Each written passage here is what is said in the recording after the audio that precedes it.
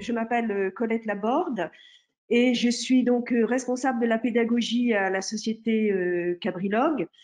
Mais en fait, c'est une deuxième carrière parce que auparavant, j'étais enseignant-chercheur à l'université de Grenoble et en particulier donc formatrice d'enseignants à l'UFM, puisqu'à l'époque ça s'appelait UFM, à l'UFM de Grenoble, et j'étais chercheur en didactique des mathématiques.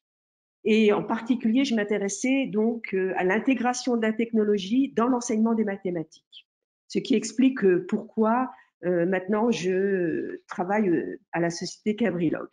Donc je vais présenter la collection 1, 2, 3 Cabri, je fais des maths pour le cycle 2 et par une présentation générale, et ensuite donc je passerai à des exemples. Donc, 1, 2, 3 Cabri, je fais des maths est une collection qui est destinée aux élèves et aux enseignants. Pour les élèves, nous sommes partis du constat que les élèves comprennent mieux lorsqu'ils peuvent toucher, manipuler, observer, explorer, surtout les élèves de cet âge, les jeunes élèves. Et ces jeunes élèves apprennent beaucoup, en fait, de leur interaction avec l'environnement. Ils apprennent des rétroactions, en particulier, donc, de l'environnement dans lequel ils se trouvent. D'où deux principes à la base de cette collection: la manipulation directe des objets. Et ce qui est intéressant, c'est que dans la collection 1, 2, 3 Cabri, je fais des maths, nous représentons des objets réels, des objets concrets. On va représenter un ballon, on va représenter une voiture qui roule sur une route, mais aussi on va représenter des objets mathématiques. Et donc c'est la combinaison, l'alliance de ces deux types d'objets qui est intéressante. Pourquoi? Parce que lorsque les élèves vont manipuler des objets concrets, bon, ces objets vont probablement réagir, probablement comme un peu dans la vie réelle, mais lorsqu'ils vont manipuler des représentations d'objets mathématiques, ces objets mathématiques vont réagir mathématiquement. Et c'est par ces rétroactions mathématiques que les élèves vont apprendre. Donc, d'où l'intérêt, là, c'est vraiment, je dirais, la contribution importante du numérique, cette possibilité d'embarquer des connaissances des connaissances mathématiques dans les représentations des objets. Et donc, l'élève, dans les ressources de 1, 2, 3 Cabri, a l'impression, en quelque sorte, de vivre les mathématiques. Et en particulier, donc, les expérimentations qui ont été réalisées en classe ont montré que l'élève a un souvenir très précis de ce qu'il a vécu, de ce qu'il a fait. Et là, je cite une phrase d'un enseignant qui utilisait la collection. Dans 1, 2, 3 Cabri, c'est l'élève, il vit les mathématiques et il est ensuite plus à même de mobiliser les savoirs mathématiques associés aux expériences faites avec le logiciel. Donc, en quelque sorte, la collection offre le maillon manquant entre le monde réel et l'espace théorique des mathématiques. Et c'est bien là l'objectif, un des objectifs principaux de l'enseignement des mathématiques à l'école primaire, c'est de faire apprendre les mathématiques aux élèves comme un outil de modélisation de l'environnement qui l'entoure, que ce soit au niveau numérique en ce qui concerne les nombres, puisque les nombres sont manipulés largement dans la vie courante et dans la vie réelle, ou par exemple aussi sur le plan géométrique dans l'espace dans lequel vit l'élève.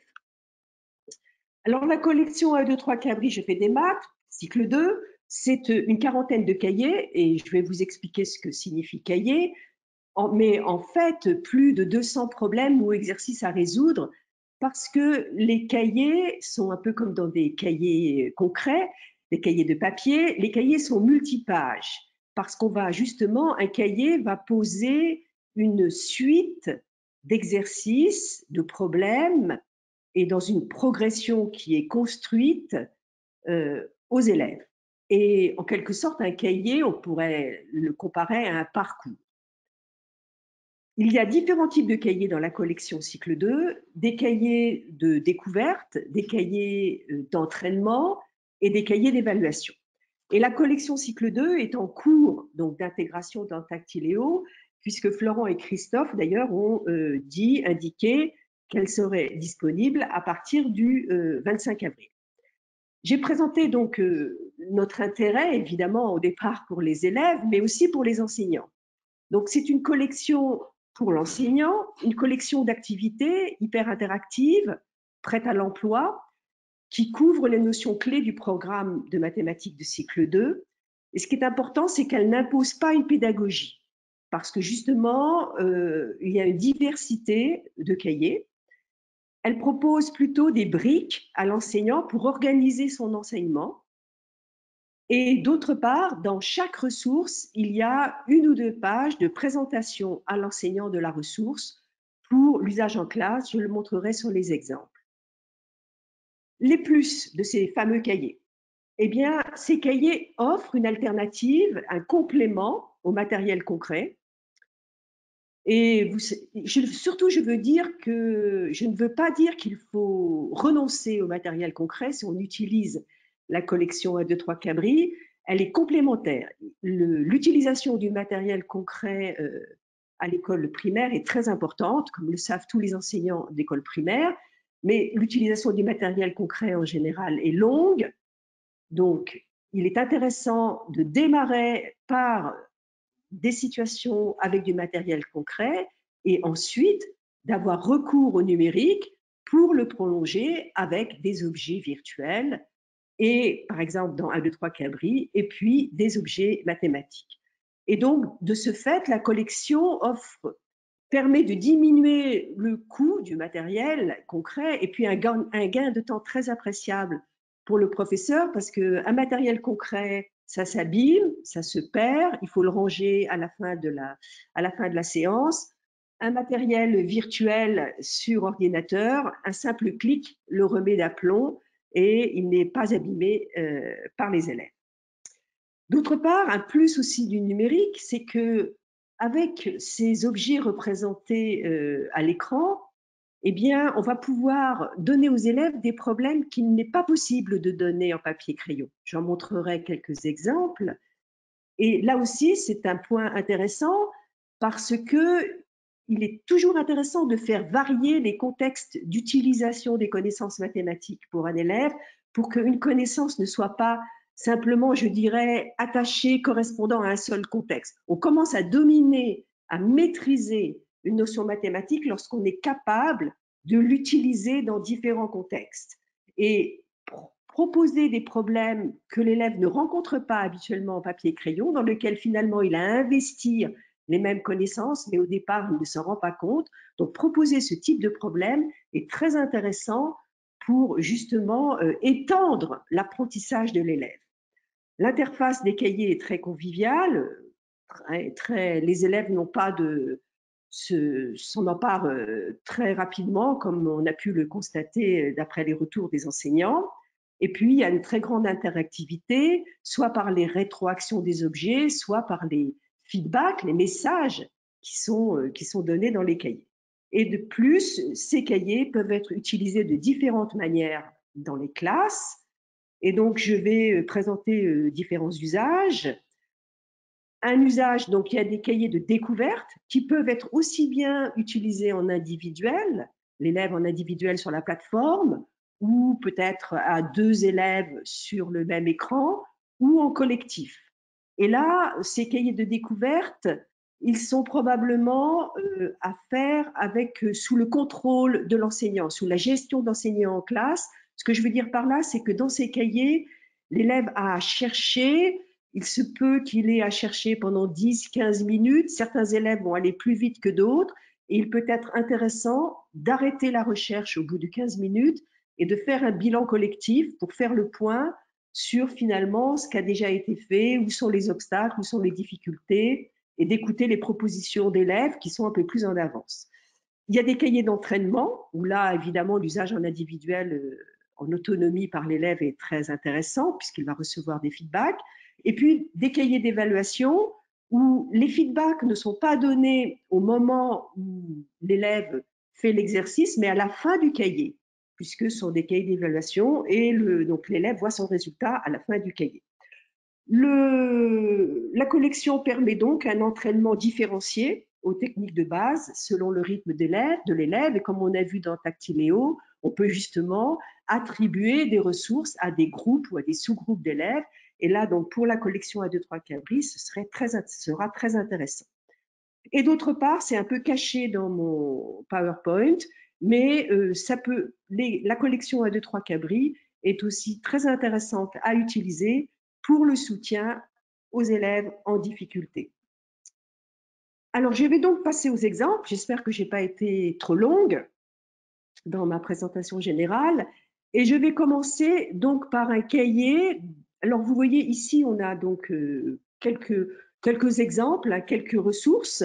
La collection a été écrite par des auteurs qui sont des formateurs de maîtres ou des chercheurs ou aussi des professeurs d'école. Donc, c'est toute une équipe donc, qui a contribué à cette collection. Ici, donc, si on regarde une ressource, par exemple celle qu'avait montré Christophe, le titre de la ressource s'appelle le solide caché. En dessous, donc, le niveau auquel elle peut être donnée et le type donc de cahier donc, que je vous ai mentionné et d'évaluation. Et puis une petite vignette. Les vignettes sont importantes pour les élèves jeunes, surtout pour des élèves de CP qui ne lisent pas encore forcément très bien. Ils vont se souvenir en général donc de la ressource par la vignette. Donc je vais aller en fait à la ressource Toujours 10, qui est pour le niveau CP, qui est un cahier de découverte. Je vais visualiser la ressource.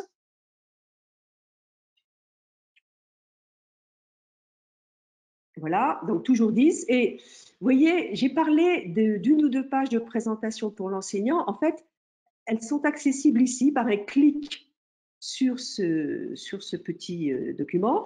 Et dans ces pages professeurs, donc on indique les objectifs. Ici, c'est un cahier pour faire découvrir à l'élève, puis l'entraîner à produire et à reconnaître des décompositions additives du nombre 10, qu'on appelle habituellement complément à 10, et en même temps de faire comprendre, de faire prendre conscience aux élèves de l'efficacité de la représentation écrite des nombres. Alors, on indique ici le temps nécessaire et vous voyez comme il est. En fait, l'intervalle est très large parce que ça peut aller de 15 à 40 minutes. Pour un élève qui est en début d'apprentissage, la ressource peut prendre beaucoup de temps. Et pour un élève qui finalement maîtrisera bien les compléments à 10, elle sera même peut-être plus rapide que 15 minutes. Donc tout dépend aussi de quand sera donnée la ressource, et ça c'est un choix évidemment de l'enseignant. On n'a pas besoin de connaissances spécifiques d'outils, et puis ici on a une description qui décrit page par page ce que l'élève doit faire et qui indique quelques commentaires sur l'activité. Et aussi quelques commentaires sur les stratégies de réponse possibles des élèves. Donc des pages professeurs qui ne sont pas en trop grand nombre, qui sont toujours structurées de la même manière, qui sont finalement faciles à lire et donc très rapidement l'enseignant donc a une connaissance finalement de ce qu'il y a dans la ressource. Donc je vais entrer dans la ressource. Et avec un collier orange et un collier bleu, fabrique un collier qui a exactement 10 perles. Tu peux vérifier en faisant glisser le ruban vert comme sur l'exemple. Pour travailler, passe à la page suivante. Donc je pense que vous avez entendu, en fait, ces ressources sont oralisées puisque les élèves sont jeunes. Pour les enseignants qui ne désirent pas avoir de son, bon, il suffit de couper le son de l'ordinateur, comme moi j'ai été coupé tout à l'heure, et il n'y aura pas le son. Mais il est très important, cette oralisation est très importante, et si on réappuie sur le bouton haut-parleur, on entend de nouveau l'énoncé, ce qui peut être très utile pour les élèves. Donc ça, c'est juste la présentation de ce qu'il y a à faire. Je passe à la page suivante.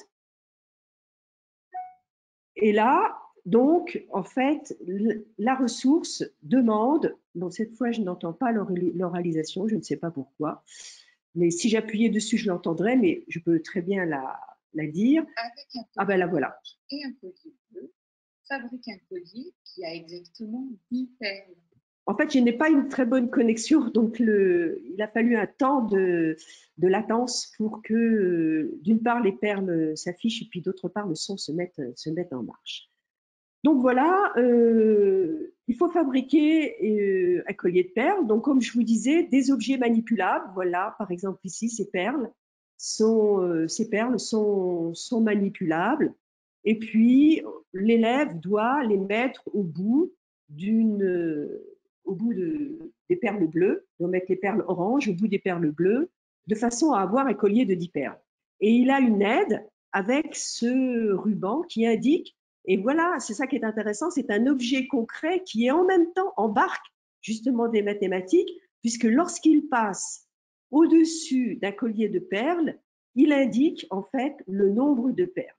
Alors ici, au départ, l'élève probablement va travailler, s'il ne connaît pas, s'il n'est pas, maîtrise pas très très bien encore le comptage, va travailler de façon perceptive, avec une idée un petit peu de ce que sont 10 perles. Et ici, il arrive à 11 et ça peut être intéressant parce que, en fait, on lui demande 10. Donc, il peut tenir un raisonnement. Oh, là, j'en ai 11, donc une de trop.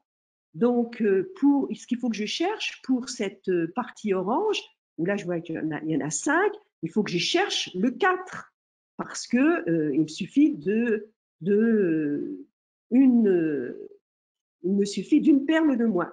Et donc ici, on trouve le 4 et on va pouvoir avoir le 10. Donc ça, c'est un type de raisonnement que peut faire un élève qui déjà est capable donc de reconnaître le 4, le 5 et de savoir que 4 vient avant 5. Peut-être que d'autres élèves au tout début d'apprentissage vont essentiellement travailler par essai-erreur en mettant leur collier, voilà, le collier orange au bout du collier bleu et en vérifiant avec le ruban vert, ce qui peut expliquer pourquoi cela peut être très long.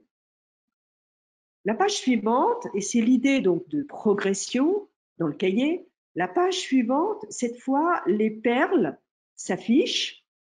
Alors ici, elles s'affichent plutôt lentement. Et donc, les perles s'affichent et le nombre de perles ici est affiché au-dessus des perles bleues et en dessous des perles oranges.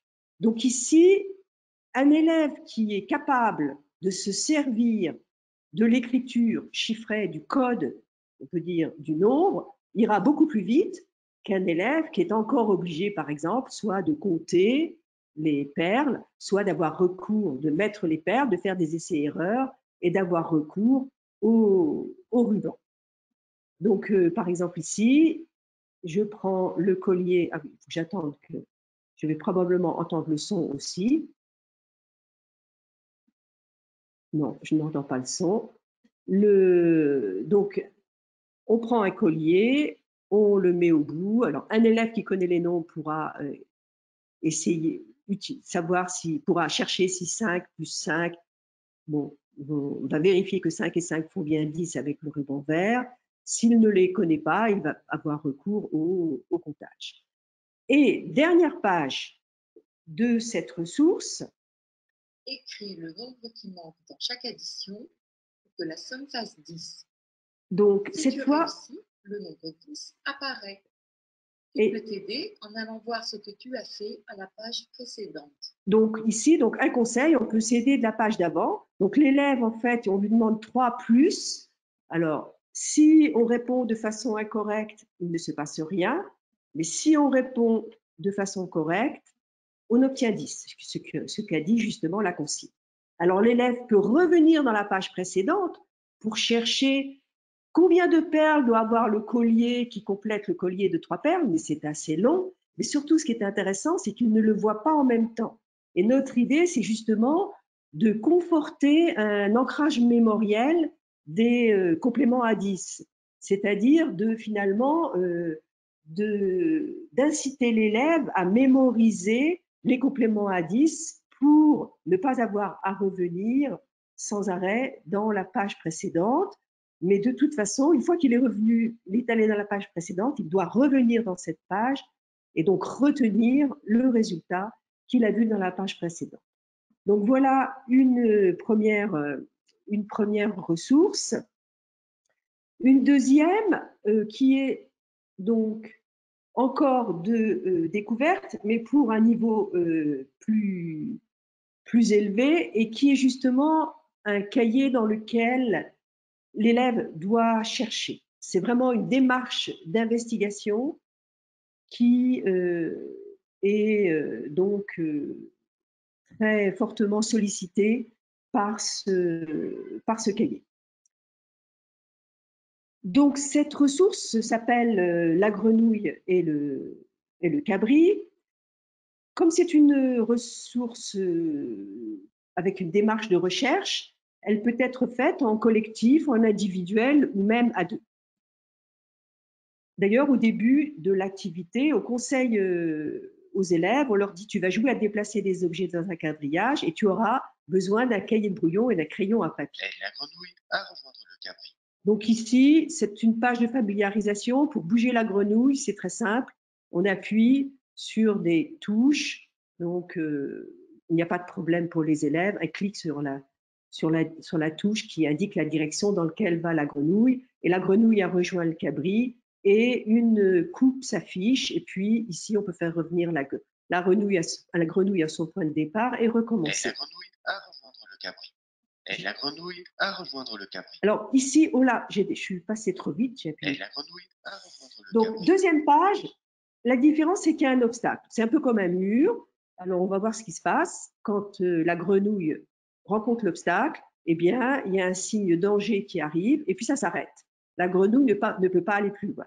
Donc là aussi, c'est une page d'introduction à l'activité qui va suivre pour que l'élève comprenne que la grenouille va être dans un labyrinthe dans lequel il y aura des obstacles et que si la grenouille rencontre un obstacle, eh bien, il va falloir revenir au départ en appuyant sur ce bouton. Je passe à la page suivante, donc à un obstacle un peu plus complexe pour que les élèves puissent comprendre que les obstacles ne sont pas toujours très simples. Et là où il n'y a pas de problème parce que la résolution est complètement perceptive, donc surtout que les flèches sont dans le sens dans lequel se déplace la grenouille, donc ce n'est pas très difficile.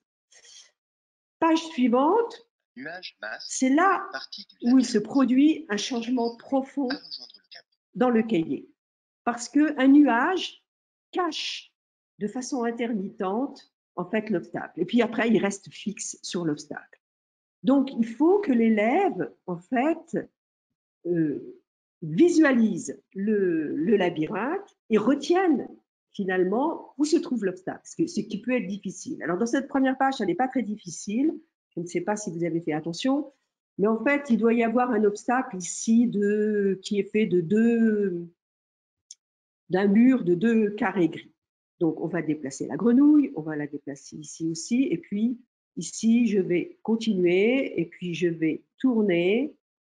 C'est bien ce que j'avais prévu. Donc, il y avait bien un obstacle fait de 2 carrés. Donc ici, l'élève n'a peut-être pas besoin d'un crayon et d'un papier, ou même s'ils sont à 2 élèves, ils travaillent à 2 élèves, l'un d'entre eux peut faire plus attention, indiquer si, ici, il y a 2 carrés, il suffit que tu le contournes. Passons à la page suivante. Un nuage masque une partie du labyrinthe. Et la grenouille à rejoindre le cabri.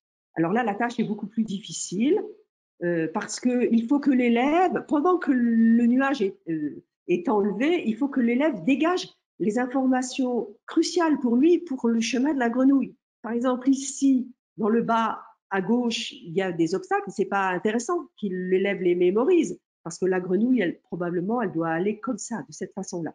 Donc, ce qui est important, c'est de voir comment est constitué l'obstacle central. Alors, je vais recommencer. Bon, je vais peut-être faire des erreurs plutôt pour montrer ce qui va se passer. Là, voilà, j'ai une erreur et on a le temps pendant ce temps-là de voir effectivement qu'il y a un obstacle central de 5 carrés gris et puis ici de 2 petits carrés. Donc, il faudra que la grenouille tourne ici tout de suite et puis, en fait, avance de 5 carreaux, puisque comme elle sera ici de 5 carreaux, au bout d'avoir avancé 5 fois, elle sera ici. Et puis ensuite, qu'elle avance 3 fois et elle pourra tourner.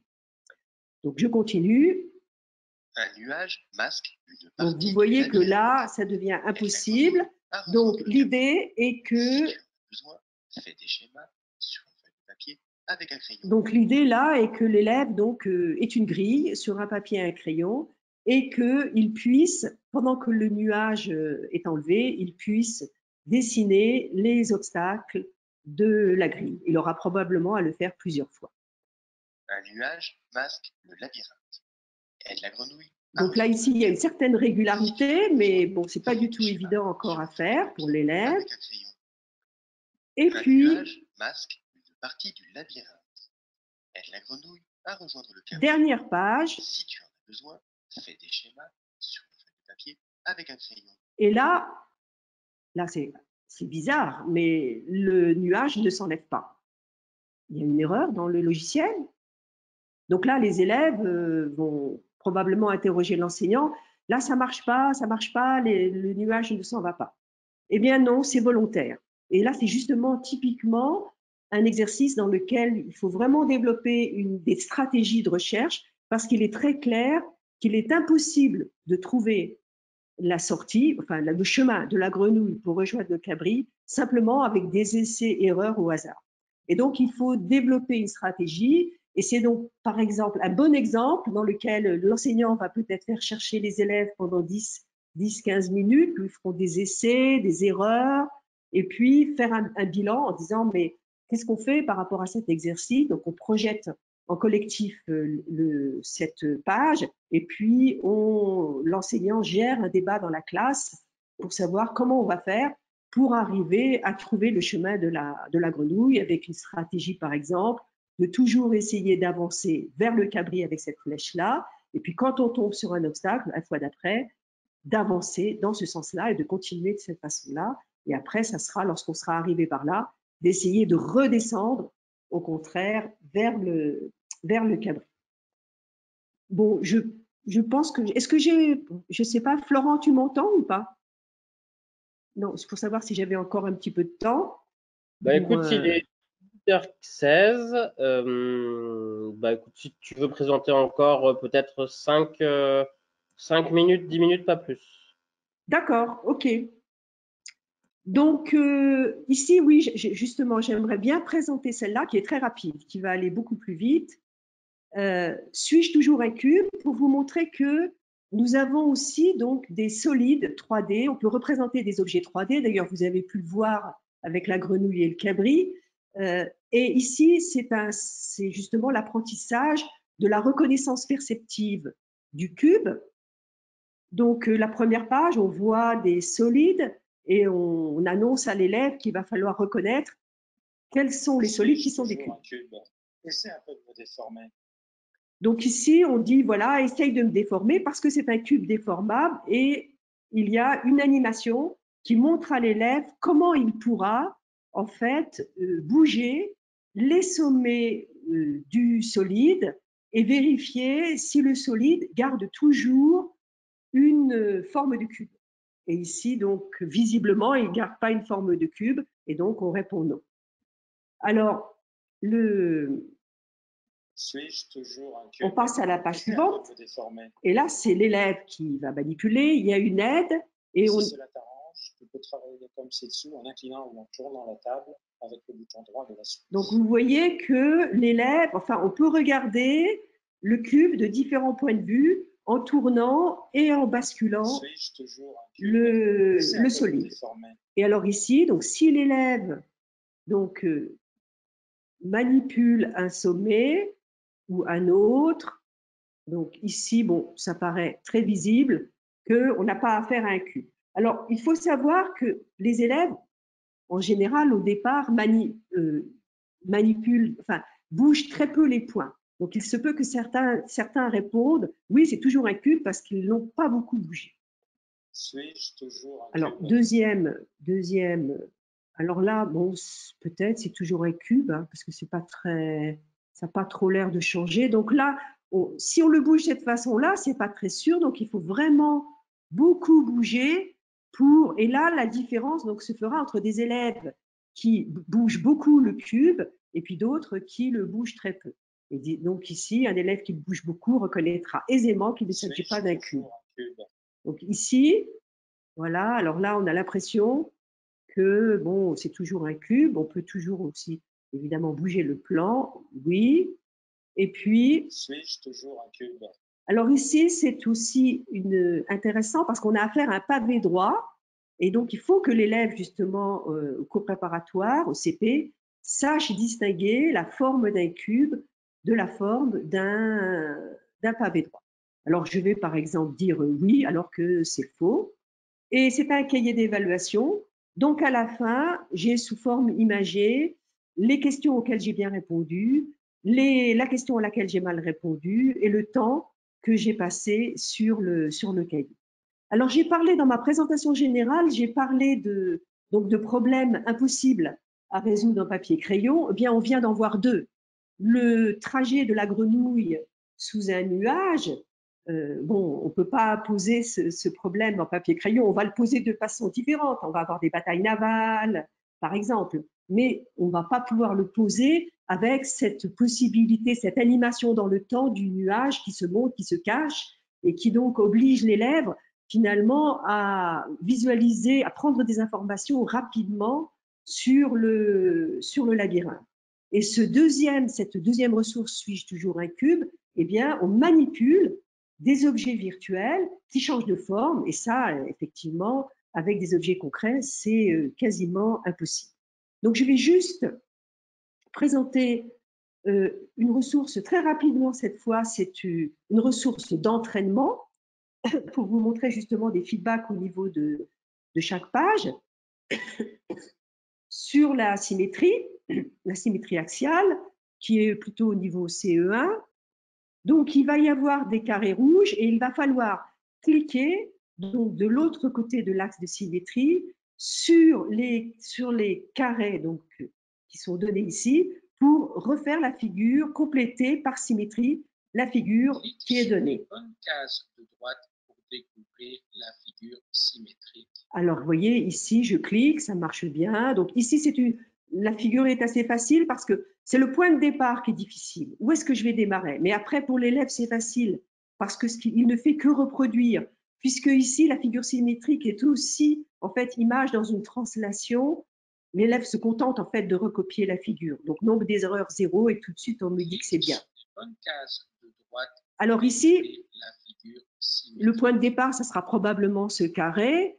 Et il est au milieu. Donc, il faut que l'élève pense à le mettre au milieu. Un élève qui le mettrait là, bon, il a une croix rouge. Bon, il va le mettre ici, donc ça va. Et après, ça sera facile pour lui parce qu'il va suivre ce chemin-là et puis il mettra de part et d'autre un carré rouge. Clique sur les bonnes cases de droite. Pareil, ici, c'est une figure. Le point de départ sera ce point-là et après, ça sera assez facile à réaliser. Ici, l'élève peut peut-être se tromper de point de départ. Il peut peut-être, par exemple, faire ça. Et vous voyez que s'il fait 2 erreurs, il perd tout. Et puis, essayer de trouver où mettre, où partir. Et bon, et une fois qu'il est parti, ça ira très bien.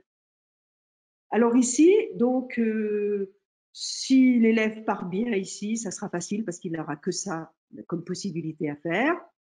Et puis ici, donc ici, c'est intéressant parce que s'il reproduit par translation, eh bien, il perd tout et ça sera fait.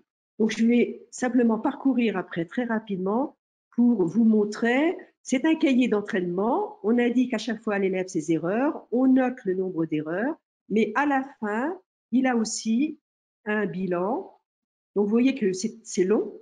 En fait, il a 20 exercices et il en a pour l'instant, j'ai réussi qu'un seul exercice avec une faute d'orthographe. Là, c'est la programmation qui n'est pas bonne parce qu'on aurait dû prévoir le fait qu'un élève ne réussisse qu'un exercice. Il ne devrait pas y avoir de S ici. C'est à noter. Donc, Florent, je vais peut-être m'arrêter là.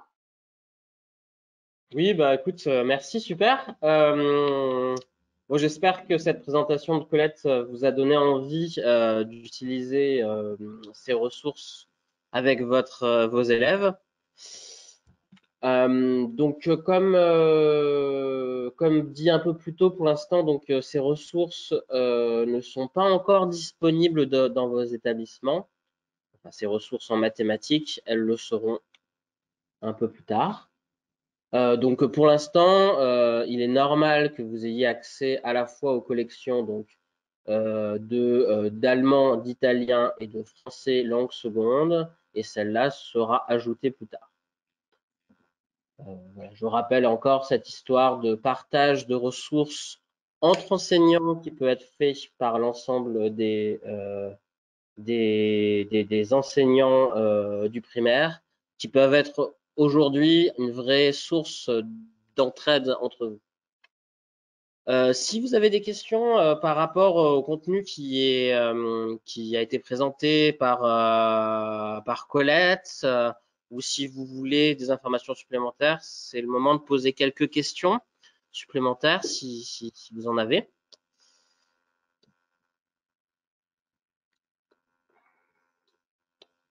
Je me permets pendant ce temps-là de répondre à certaines questions qui ont été répondues directement aux personnes pendant l'intervention numéro 2, mais qui me semblent intéressantes de répondre.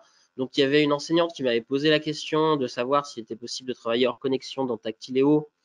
Donc, je confirme qu'il est possible et que ça peut être utilisable pour les élèves ayant des problèmes de difficulté de connexion.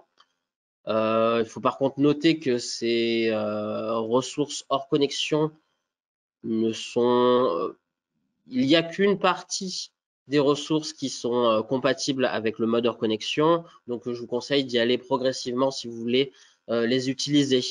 Mais c'est vrai que ça peut être un très bon outil pour justement les élèves qui auraient des difficultés à se connecter ou des très faibles débits.